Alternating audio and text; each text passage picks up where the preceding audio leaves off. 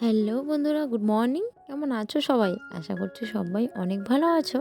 আর আমিও বেশ ভালো আছি। তো আবারও এলাম একটা নতুন ভিডিও নিয়ে। তো এখন বাজে সকাল ৮টা আর আমি দেখো অনেক কাপড়-চোপড় ভিজিয়ে দিচ্ছি। আর শীতকালে না সকাল সকাল কাপড় ধুয়ে দিলে বেলা ১টা থেকে ২টোর মধ্যে সমস্ত কাপড় যেন সুন্দর শুকিয়ে যায়। আর ১০টার পরেই কাপড় ধুয়ে দিলে না হালকা হয়তো ড্যাম থেকে যায়, নয়তো কোনোগুলো শুকায় না, এরকম হয়। তো আগেই ধুয়ে দিলে বেশ ভালো লাগে আর কাজটাও যেন দিনের কাজ দিনেই শেষ হয়ে যায়। আমি মিষ্টু, আমার আরও একটি নতুন ছোট্ট ব্লগে তোমাদের সবাইকে জানাই অনেক স্বাগত। আর হ্যাঁ, ভিডিওটি কিন্তু শেষ অবধি দেখার অনুরোধ রইল। দেখার পরে যদি ভালো লাগে তাহলে প্লিজ একটা লাইক দিয়ে একটা কমেন্ট করে চ্যানেলটাকে সাবস্ক্রাইব করে দিও। তবে আমি কিন্তু অনেক দিন বাদে আবার এলাম ভিডিও নিয়ে। তবে এখন থেকে চেষ্টা করব রেগুলার ভিডিও দেওয়ার।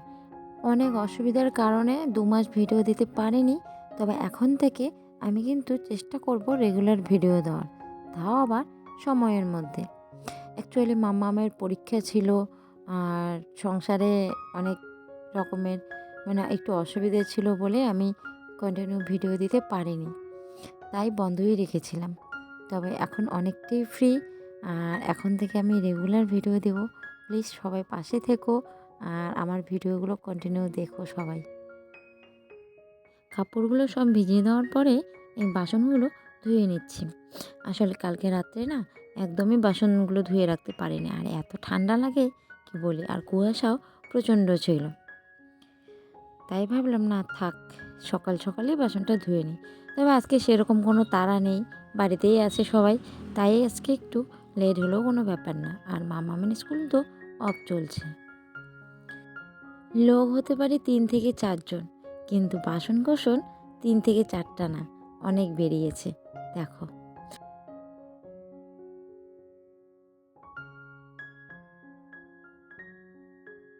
আর বাসন-কোসন ধুয়ে রাখার পরে কিন্তু কাপড়গুলো ধুয়ে দিয়ে একটু বিছানাটা বাইরে বের করে দেবো। বিছানা বলতে ওই বালিশ, তারপরে ব্ল্যাঙ্কেট এসব। কেননা কয়েকদিন বাড়িতে ছিলাম না তো, একটু ঘুরতে গিয়েছিলাম। তো ঘুরে আসার পরে না আর ঠান্ডাকালে শীতকালে আর কি বিছানা পাটি একটু না শুকালে না একদমই ভালো লাগে না। আর আমি কিন্তু একটা একটা করে বাসন এভাবে খুব কিন্তু যত্ন সহকারে আর ভালোভাবে মেজে নিই, যাতে বাসনে কোনো তেল তেল ভাব না থাকে আর একদম পরিষ্কার হয়ে যায়। তবে দেখো, আর বালতিতে কিন্তু আমি জল তুলে রেডি করে রাখি। ওই টিউবওয়েলটা না এখনও ঠিক হয়নি, মাঝখানে ঠিক করা হয়েছিল। তবে না টিউবওয়েলটাতে জল থাকে না, আর ওইভাবে পাম্প করে বাসন ধুতে ধুতে না হাতেরই যেন ব্যথা উঠে যায়। তাই বালতিতে করে জল নিয়ে আমি এইভাবেই বাসন ধুই। আর আমার এইভাবে বাসন ধুতে না অনেক সুবিধা আর অনেক ভালোও লাগে। আর মনে হয় যেন সব বাসন আমি খুব ভালো করে ধুতে পারি আর একদম পরিষ্কার হয়ে যায়। তবে বালতিটা অনেক বড় না, মোটামুটি ১ বালতি জল দিয়ে অনেক বাসনও ধোয়া হয়ে যায়। আমাদের সংসারের কাজকর্ম না প্রায় একই থাকে। তবে হ্যাঁ, একটু আলাদা হয়। কেননা প্রতিদিন তো আর ঘর রান্নাঘর বলো সব কিছু তো ডিপ ক্লিন করা হয় না। তবে সপ্তাহে ১-২ দিন ডিপ ক্লিন করতেই হয়, নাহলে অবস্থা খুব খারাপ হয়ে থাকে। তবে প্রতিদিন কিন্তু যা করা হয় হালকাভাবে পরিষ্কারটা কিন্তু প্রতিদিনে হয়। আর রান্নাঘর বলতে গেলে প্রতিদিনে আমি ভালোভাবে পরিষ্কার করি। আর রান্নাঘরে রান্নার পরে কিন্তু অনেক কাজ বেরিয়ে যায়। তবে ওভেনটা রান্নার পরে ভালো করে সাবান দিয়ে না মুছলেই কিন্তু নয়। কেননা রান্নার যে তেল মশলা সব কিন্তু ছিটকে ছিটকে ওই ওভেনটাতে পড়ে। আর সেগুলো একটা হালকা এমনি কাপড় দিয়ে মুছে নিলে না কাপড়টাও যেন খুব নোংরা হয়ে যায়। আর কি বলি, এক্সট্রা কাজ বেড়ে যায়। তবে সাবান দিয়ে একবারে একটু ভালো করে মেজে নিলে কিন্তু আর পরে একটা ভেজা কাপড় দিয়ে মুছে নিলে একদম নতুনের মতন ক্লিন হয়। আর আমি কিন্তু প্রতিদিন তাই করি।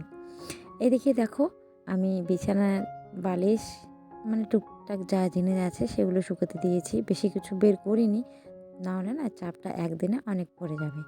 হালকা বের করে দিয়েছি। আর এদিকে দেখো, দুপুরে রান্নাতে আবার চলে এলাম। এই কারি পাতার পকোড়া না অনেক দিন ধরে খাওয়া হচ্ছে না।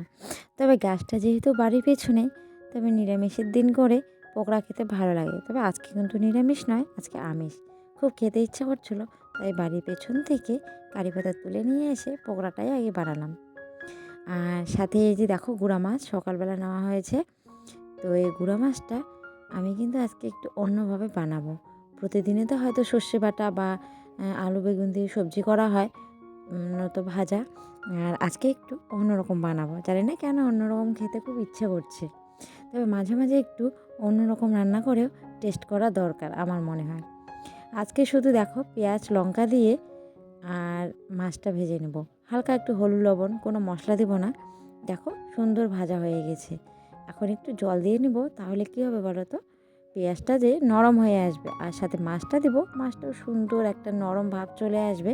আর খেতে না দারুণ টেস্টি হয়। এভাবে মাছ রান্না করে তোমরাও খেয়ে দেখো, খুব সুন্দর আর খেতে খুব টেস্টি। মানে একবার খেলে ইচ্ছা করবে আবার রান্না করে এভাবে খাই। দেখো এত সুন্দর হয়েছে, আমার তো দেখেই জিভে জল এসে যাচ্ছে। জিভে জল আসলেও কিছু করার নেই, রান্না করেছি, সবাইকে না খাইয়ে কে খাবো, কখনোই না। তো যাই হোক, সবার সাথে একসাথেই বসে খাবো। আর সাথে দেখো এদিকে জলপাইয়ের আচার বানাবো বলে সেদ্ধ করে এখানে রেখে দিয়েছি, যাতে জলটা খুব ভালোভাবে ঝরে পড়ে যায়। আর সাথে তো মশলাগুলো সব রেডি করে রেখেছি, ওগুলো একটু হালকা ভেজে নিয়ে এমনি গুঁড়ো করে রেখে দিয়েছি, তা যেন আমার সুবিধা হয়। আর এদিকে দেখো তেল দিয়েছি, তেলে একটু পাঁচফোড়ন, কাঁচা লঙ্কা, শুকনো লঙ্কা, যেভাবে আচার বানায়। তবে আমি কোনোদিনও আচার বানাইনি, আজকে ফার্স্ট বানাচ্ছি আমার লাইফে, জানি না কেমন হবে। আর এতগুলো তেল, আচারে একটু তেল বেশি না দিলে মনে হয় আমার ভালো লাগে না, আর আমি আচারের তেলটা খেতে খুব ভালোবাসি, তাই একটু তেলটা বেশি দিয়েছি। তবে স্বাদ মতন লবণ, একটু চিনি এসব দিয়ে কিন্তু আমি হালকা একটু জাল করে নেব, তারপরে কিন্তু রেখে দেব। তবে জানি না কেমন হবে, মনে হচ্ছে খুব টেস্টি হবে। আর নিজের হাতে বানাচ্ছি তো প্রথমবার, ভালো তো হতেই হবে, তাই না? তো চিনিটা প্রথমে দিইনি, চিনিটা এখন দিচ্ছি। আর একটু নাড়াচাড়া করে কিন্তু আচারটাকে নামিয়ে দেব। তবে ওভেনটা অফ করার পরেই কিন্তু ওই মশলাগুলো দেবো, কেননা মশলাগুলো তো আমি ভেজে রেখেছি। তাই নামানোর পরে একটু মশলা দিয়ে হালকা নেড়ে কিন্তু আমি ঠান্ডা হওয়ার পরে বয়ামে ভরে রাখবো। তবে এইভাবে আচার বানালে না অনেক দিন খেতে পারবে। আর আমার জলপাইয়ের আচার ভীষণ ভালো লাগে, তার চেয়েও বেশি ভালো লাগে আমের আচার। তো যাই হোক, এখন তো জলপাইয়ের সময়। আর দেখো আচারটা কেমন হয়েছে, দারুণ কিন্তু টেস্টি হয়েছে। সামান্য একটু স্কুলে নিয়ে গেছিলাম সবার জন্য, সবাই টেস্ট করবে বলে। তো সব শেষে ওভেনটাকে দেখো ভালোভাবে সাবান দিয়ে মুছে নিচ্ছি। আর তেল পড়ে পড়ে একদম অবস্থা খারাপ হয়ে গিয়েছে। আর আমি কিন্তু প্রতিদিনের রান্নার শেষে এভাবে সাবান দিয়ে ভালো করে ওভেনটাকে মুছে নিই, সাথে টেবিলটাকেও। তো মুছে নেওয়ার পরে দেখো কাপড় দিয়ে কিন্তু সুন্দরভাবে মুছে নিচ্ছি, পরে কাপড়টাকে ধুয়ে নিয়ে এসে কিন্তু আরও একবার মুছে নেব। তো বাই বাই বন্ধুরা, কেমন লাগলো আজকের ব্লগটা অবশ্যই জানিও। সবাই ভালো থেকো, সুস্থ থেকো।